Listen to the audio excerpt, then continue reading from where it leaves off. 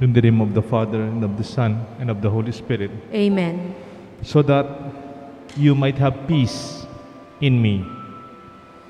Yung headline po ngayon ng CNN and headline ng lahat ng mga international news outlets, isang nabasa ko, sabi today, CNN headline, Israel-Palestinian conflicts makes its deadliest day as scenes of horror unfold in Gaza. Para pag nanonood ka ng movie, parang Star Wars, paglipatan ng mga rockets from the Palestine side and the Israelite side. And you would see buildings as high as 16 stories will collapse. And imagine the lives lost, the limbs hurt, children, families dying on both sides. On the contrary, I'm so amazed by Israel. Another frontline news a few days before May. This is around last week of April. I was praising Israel in my prayer. Let me read one of the headlines before May. Israel led the world in combating COVID-19 and it already vaccinated his entire population. Israel is leading the world when it comes to vaccination. They have their own vaccine. They created it, and their almost 10 million population are almost everyone vaccinated. While many countries are still fighting the surge of COVID virus infection and fatalities, like India. Still in our country, we are still on that way of vaccinating our people. We still have a long way. But COVID-19, Israel records no daily death for the first time in 10 months, 24/18/2021. Magmulang last week of April, wala nang namatay ng COVID sa Israel. Isn't that wonderful as a news?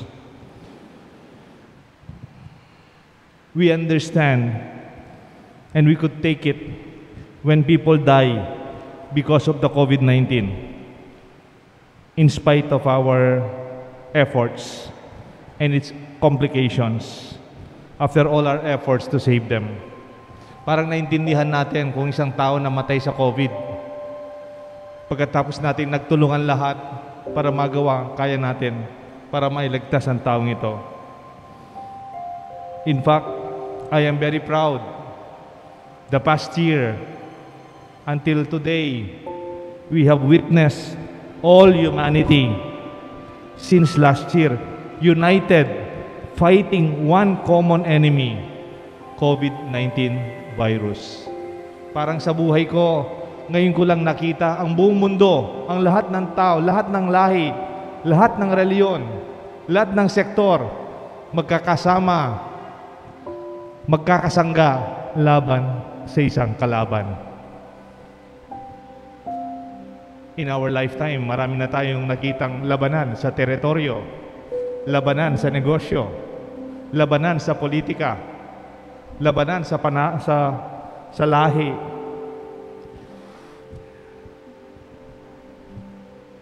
This is the highest and the peak of united humanity working together to save, to protect, and to find a common cure for everyone. The scientific community, the medical experts, health workers, governments, private businesses, and all sectors, churches, religions, associations, and communities, all united to heal and bring a solution against this pandemic. Nationality, race, religion, political affiliation were all put down on the side for a higher cause to save humanity. Parang sa buhay ko, ngayon ko palang yata nakita, magkakasangga ang lahat ng tao laban sa isang kalaban. On one side, nakakalungkot, ang daming namatay sa COVID-19. Marami pa yung may sakit. But on the second side, on the other side, we are also proud how humanity stood against this pandemic. And some countries helping other countries. Like our country, there are many countries giving us free donations of vaccines and different protection for our people. Dapat pagmalaki natin yan. Nagkakaisa tayo sa laban sa isang kalaban. Pero nakakalungkot when we begin to turn against one another as enemies, when we threaten each other, when we hurt one another, and in fact, when we kill one another. For me, it's the lowest point of our human race. Ang pinakamababa, kung ang ating tulungan, pagkakaisa, laban sa pandemya, ay ang pinakamataas na halimbawa ng ating pagtutulungan bilang tao, ang pinakamababa sa ating pagkatao is when we begin to kill and hurt each other. When in Israel and the Palestinians rain rockets against each other, and there are riots in the streets. When in Myanmar or Burma, the junta military government turned its guns against her own people in the streets. For some powerful countries, peace is defined as balance of power. Ang mundo sa mga malalaking bansa, ang kanilang pag-intindi sa kapayapaan is when you can defend yourself and you can inflict hurt to others. Countries will not go to war only because the other country or its alliance of countries can inflict much damage and casualties against its enemies. Parang tingin nila sa mga malalaking bansa, ang tawag dyan, balance of power. Kaya hindi tayo nagkagegera kasi hindi kita kaya, mas malalaki ang kanyon mo, mas malalaki ang aeroplano mo, mas marami ang sundalo mo. Kaya may kapayapaan. There are powers because of our capacity to hurt each other. Para bagang may kapayapaan ka sa kapitbahay mo, kahit may baril ka, may baril din siya. Para bang we are not just hurting each other because we know we could create damage to each other. Parang hindi yata yun ang kapayapaan ng ating pagkaintindi bilang Kristiyano. Ang mundo, sabi ng ating Ebanghelyo, will give you a lot of troubles with the kind of peace that we understand. Kaya hindi lang tayo naglalaban kasi mayroon kang nuclear, meron din ako nuclear. Kaya hindi tayo naglalaban, meron kang tangke, meron din akong tangke. Para bang equal kasi yung power. But when that power is tilted on the other side, then there will be war. Kaya nga kung nagtitinda ka ng baril, nagtitinda ka ng firearms or weapons of destruction, it's a good business with that kind of understanding of peace. May baril ka, may baril ako, tahimik tayo. And if that is our kind of peace, as the world would tell us, pwede rin sa mga kapwa-tao, kung kaya mong sumigaw, kaya ko rin sumigaw. Kung matapang ka, matapang din ako. In that way, you are only at peace. It's only called coexistence. And we just really do not love and care for one another. My dear friends, the gospel today tells us, have peace in me. Magkaroon kayo ng kapayapaan, hindi lang sa armas mo, hindi lang sa lakas mo, hindi lang sa kakayahan mo to defend yourself and to hurt other people, which is already very far from our Christian ideal of peace. This must be the alternative, since Christ gave us the option to love not only your brothers and sisters, to love even your enemy. Do you remember Matthew 5:44? But I say to you, Jesus said, love your enemies and pray for those who persecute you. In Matthew 5:8-12, blessed are the pure of heart, for they shall see God. And blessed are the peacemakers, for they shall be called sons of God.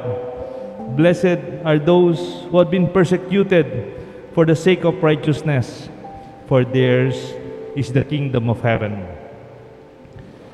In John 13:34-35, it says, a new covenant I give you, that you love one another, even as I have loved you, that you may also love one another. By this all men will know that you are my disciples, if you love one another. Nakikilala tayo hindi sa tapang natin. Hindi tayo nakikilala sa ating kakayahan o sa ating talento. Nakikilala tayo sa pagmamahal natin sa bawat isa. In Matthew 5:34, it is an alternative to an eye for an eye, as offered by Jesus. Nung panahon ni Jesus, parang sa panahon natin, tinanggal mong isang mata ko, tatanggalin ko isang mata mo. Tinanggal mong isang kamay ko, tatanggalin ko isang kamay mo. Pinatay mo isang kapatid ko, papatay ako sa pamilya mo. That is not the way we understand our relationship.